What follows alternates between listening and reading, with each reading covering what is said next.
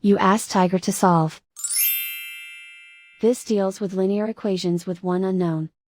The final result is x equals 4. Let's solve it step by step. Group all x terms on the left side of the equation. Add 2x to both sides.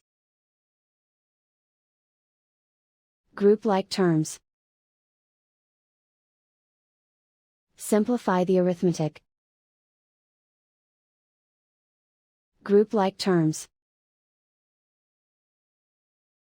Simplify the arithmetic.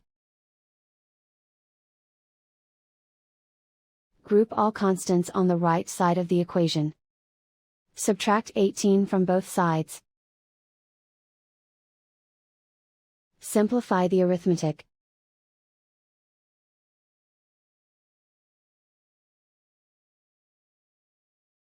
Isolate the x.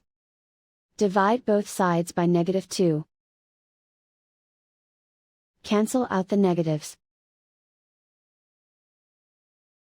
Simplify the fraction. Cancel out the negatives. Find the greatest common factor of the numerator and denominator. Factor out and cancel the greatest common factor. And so the final result is x equals 4.